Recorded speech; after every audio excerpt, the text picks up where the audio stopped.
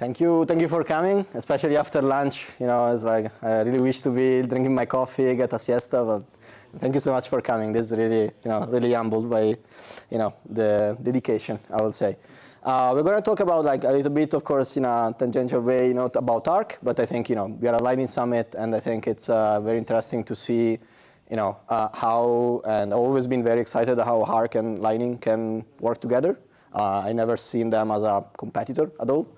So yeah, the title is a bit provocative on another side, but I think the first thing potentially, if you've already been using Lightning wallets or you are working in the Lightning ecosystem for a while, one thing we are noticing so far is it's very hard for user to expose them to channels, right? The management, opening, closing. If you are technical, you may call that leaky abstraction, right? In the sense that a user want to send and pay, they want to become a liquidity expert, right? And I think the model that we saw so far that are tackling this problem on many direction and many trust model, different model, are either using swaps, either like the OG Moon wallet was using swaps with on-chain swaps, or we are seeing also, Liquid playing a role recently. But also if you take a LSP-enabled mobile wallet, especially for end user, it will of course use swap in the back, right? Because he will handle liquidity, he will handle channel for you, and they need to do that. They hide from the user, but still they need to operate. One thing we saw, especially with the use case of Zaps in Nostr, we saw from data that in the end user are really interested about the instant confirmation of Lightning. That's like the haha moment that, oh yeah, this is so nice. But at the same time, they're not bothered about having a self-sovereign setup. That's why we saw that even though Lightning was growing and there were more users of Lightning, we saw a custodial usage getting and not much self-sovereign setup. As I was saying before, regardless if your wallet is using swaps for every payment or in the back your LSP is kind of managing the liquidity, in any way, for the operators, is very important a concept called rebalancing. The idea is like whenever you do payments and payments flow in one direction, then you need to rebalance those, right? In any way. There are solutions like splicing, swaps, but I don't want to enter in that. I think you may heard about them. But if you put yourself in the shoes of a business, I'm operating a business and I have a promise to my user, I need to timely rebalance the channel when it's needed. Otherwise, I will lose payment. It will increase the failure rate, and that will impact negatively on my branding, on my end user experience in the end of the user. So channel rebalancing, timely, and especially cheap, is important for. Sorry, guys. Is very important for the operator. Either it's like directly an LSP or using swaps for every payment. For example, and we saw on this model bolts. That's a very famous service. I think there is no need for introducing them. But they saw, and they had to go offline in May 2023. They had to shut down the service one entire day because the mempool was, crazy. I don't remember what was happening. I guess it was like some collection, JPEG collection dropping. But they had to shut down for an entire day. And this is a problem. Like even more than say, okay, fine, the day after JPEG goes away. But it's like, okay, the trust of the user that are using those service, was impacted. And that's why they really convinced themselves to say, okay, what's an alternative, chain where we can anchor our swaps, right? And Liquid, came as a perfect solution. They can take the same technology that they built for on-chain swaps and almost copy-paste to Liquid, since it's a UTXO chain and it's very similar. And this was really a moment for them because like they really said, okay, we want to continue to operate, but we need something that allow us when we need to rebalance channel without like, oh, tomorrow there is a JPEG collection dropping and maybe I need to shut down my business.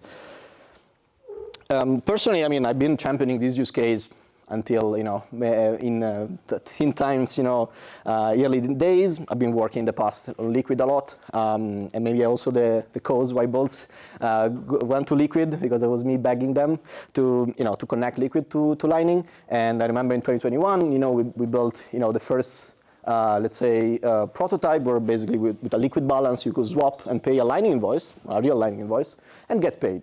At the time, there was a lot of discourse around Chivo, right? Liquid happened to have Tether integrated. So there was a lot interesting about that use case. It was 2021, so pretty early, I would say. After that, I think Aqua, Breeze with the Node.js SDK popularized the model. So I think that's very interesting. And yes, we are seeing nowadays, I think I created this presentation in October, but like I'm very happy with this model is actually growing in adoption. And Breeze has been really championing this approach, because the idea is always, okay, we want to be connected to the Lightning Network. We want to give the instant payment kind of user experience to user. That's the MVP. That's the haha moment for people that don't even think that Bitcoin is something more than just boomer ETF, right? And yeah, I think it's been very successful so far. So now you say, okay, but why you're talking about the Liquid? Why you're talking about all these things? And I really think like Arc kind of fits very well this model, where actually you can replicate the same exact model on another, let's say, layer. And what is Arc? I not want to enter in Arc. There are tons of presentation, and of course, like as you can imagine, is always changing. We are learning things as we go. But I think the interesting part here is really the concept that you can retain the same model of the UTXO model of the base chain on, let's say, lift it on another layer. So I think that's the interesting property that for me has been, I was super excited. And the idea is really like to say, okay, as Lightning and payment channel help us to scale vertically, right? So between two parties, assuming liquidity, we can do tons of transaction back and forth, and that's a vertical scaling for sure. But like I think we still need, and I think this was in the paper of Lightning as well, like we need a way on the base layer to scale horizontally. And I think Arc is, in the end, fundamentally a transaction batching protocol, and if one output, we can stuff potentially the open, the close, or even just summary swaps, thousands in a single UTXO. I think that will give us the extra leg that I think these models are really looking for, right? So consumer retail transaction. Yeah, as I said, and I think this has been like for me, the very interesting part. I think 2018, I think there was just a script for rebalancing, and I think I created one of the first UI for rebalancing, where I said, okay, Lightning is really, really completely different than UTXO. It's completely different than Bitcoin script, and I was always more interested about the concept of like leveraging the programmability of the base layer, and Lightning is kind of a decreasing the surface of programmability there, right? And the interesting part of Arc is really like, okay, actually, okay, maybe payment is nice. We can get the look and feel of UTXO, but in a virtual fashion. But at the same time, why stop there? Why we don't look about DLCs? Why we don't look about channels? Again, why we don't do channels inside virtual transaction output? And I think that's the very interesting part. And many times when someone say, okay, when an Arc wallet, when this, I said, okay, this is the wrong mindset. That's the wrong approach. I think if Arc is successful, you will see in the wallet infrastructure that already exists, because it's helping to be a 1.5 layer, really, in the middle. I think Liquid claim to be a 1.5 layer, but I think I think unilateral exit is always an interesting property, especially when we work in Bitcoin. So yeah, we have this like approach. You have a UTXO. At the same time, you have the same semantic when you go in a virtual way. So we can move from a UTXO to a VTXO, a virtual transaction output. I think just to give an analogy, maybe this may sound the wrong crowd, but I think like in the same way, cloud provider, really, they arrived, they said, okay, I won't change the IP protocol because it's not changing, but it doesn't scale. A physical machine for every commerce won't scale. But at the same time, like EC2 with Amazon and AWS, like really made you look and feel that you have a machine, a proper machine, a proper IP, but actually just an hypervisor virtualizing for you. So I think I like this analogy because I think that's for me the right mental model. At the same time, we can have a VTXO, right, in a virtual transaction output, and if you have an HLC stands for is an hash lock, that is used for routing in Lightning, but in general also by summary swap provider, right? So every time Boltz does a summary swap for you to rebalance your channel, either it be on chain or Liquid, is using an HLC, right? It's a very basic construct that we have since we introduced time locks to Bitcoin. And the idea is that, okay, why we don't do also this HLC on a virtual layer? So I think that's the property here, and that's what, Boltz is exploring. So we're really happy. I mean, since the early days when, my good friend, I don't know if he's here now, my friend at Boltz, when I pitched the idea to try to explore this, they were super receptive about this, and they really liked the model. And I think we are very interested, the fact that there have been like at the edge as well, again, to try a new technology that in the end benefit their business, benefit the user that are using bolts. And yeah, I think the interesting takeaway there is like, on a side, we hope without even changing anything, it will lower the cost for summary swap provider, right, to operate their business. And at the same time, nodeless wallet. I think Breeze has been created this idea, and I think that's also another model we want to explore. So in a way, it's really like the look and feel of Moon wallet that everybody loved, the simplicity of a Moon wallet, but without being constrained by blocks, block space and block time, right? So you can lower that and do that off chain and not doing on chain for every time you want to do a summary, a payment through a swap.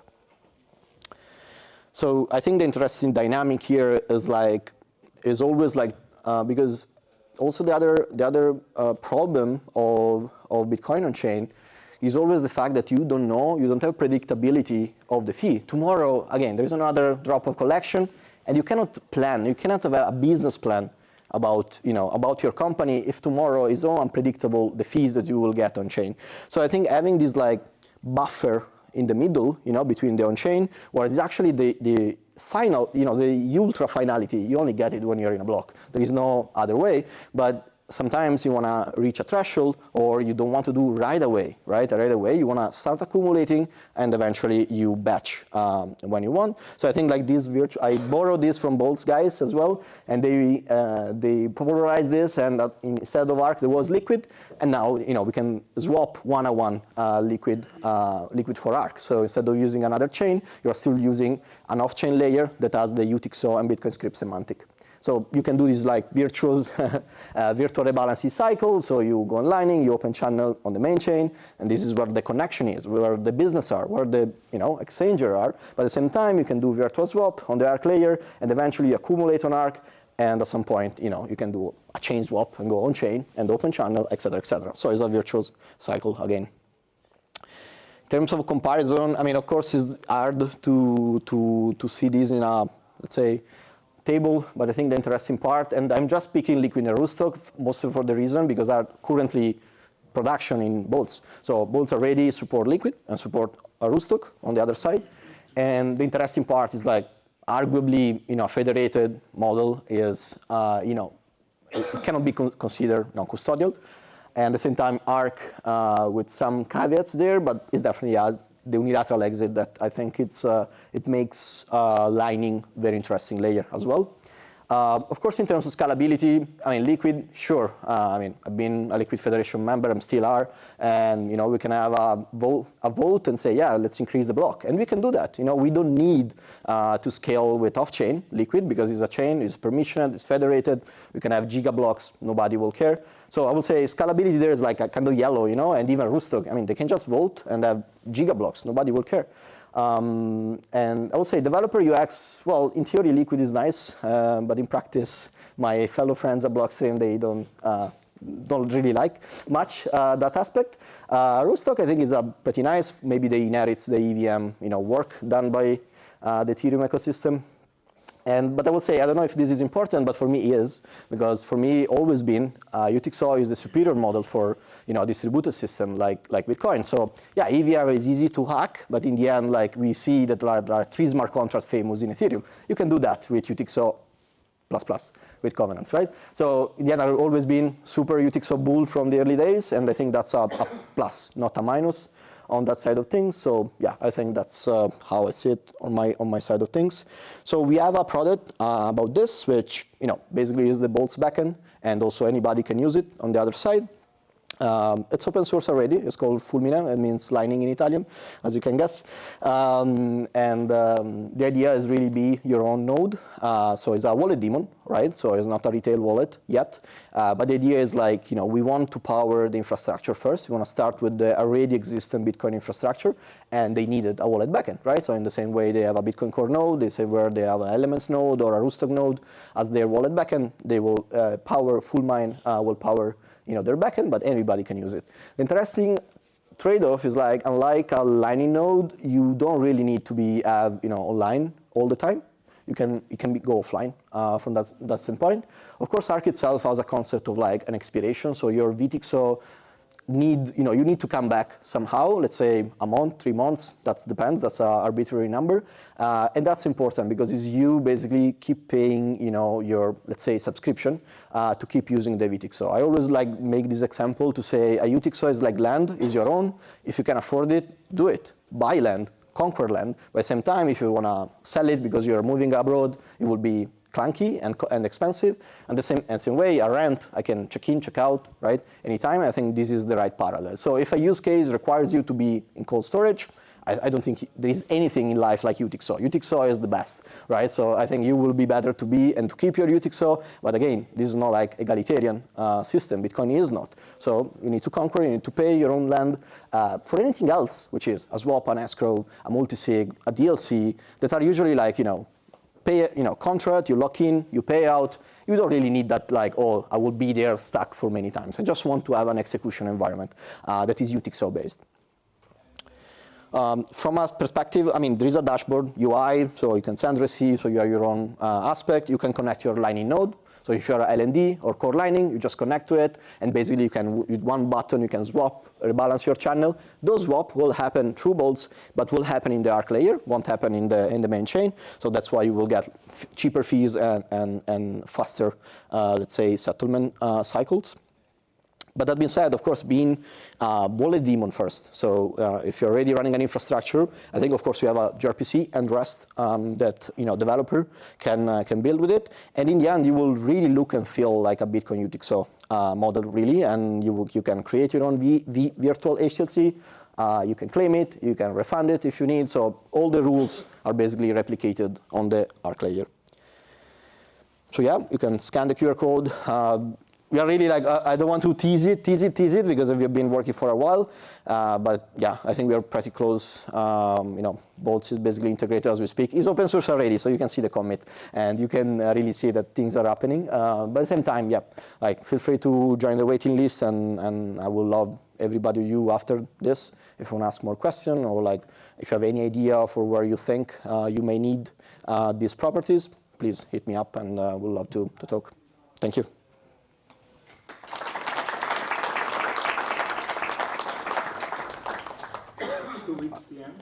2xTM, exactly. That's I learned from my friend at Blockstream. Tell me if anyone has any question. I'm more than happy. Otherwise, we can sync up later. Just with the off-chain swapping idea, I'm still kind of trying to understand it.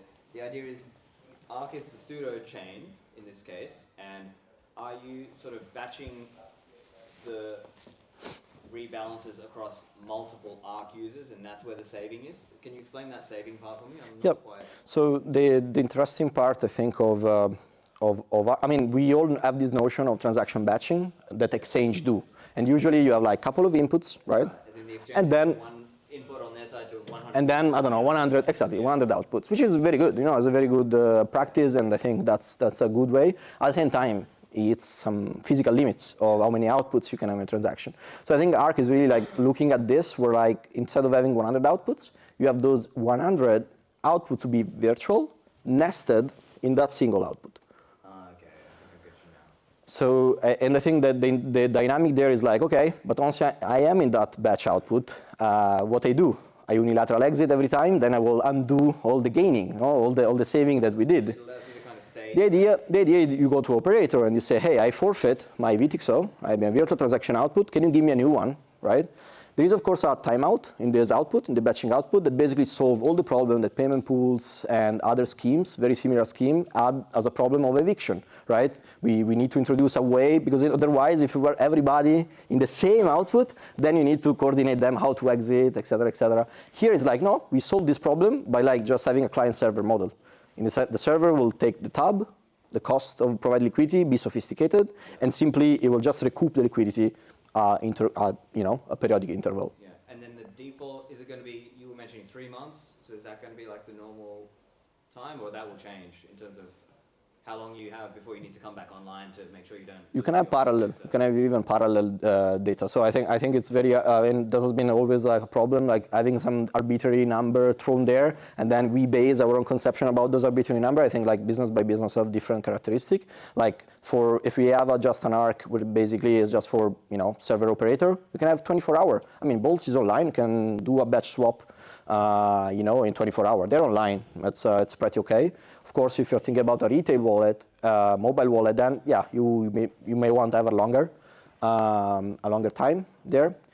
But it doesn't mean that it's one number which is magic and then it never change. And actually, you can have in the same arc, you can have multiple of this expiration, right? Of course, it's increased complexity, other things, but like we're pretty confident that in the end, also because it's not like Lightning, you need to always be online, always monitoring for, like a force code. Here is like all the effort is on the server. It's the server that gets cheated in the end. You just need to come online, like those 5 minutes, even less, 2 minutes, to just do your batch swap, and then you can go back offline.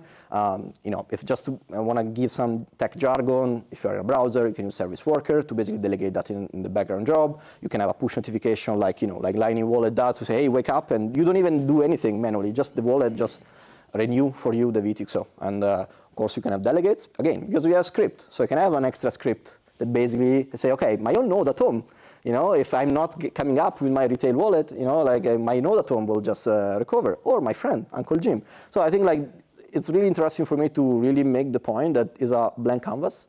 And once you have the script, the full scripting lifted on another layer, well, I think company, business, will have a fertile ground to leverage the programmable money aspect of Bitcoin. If I may.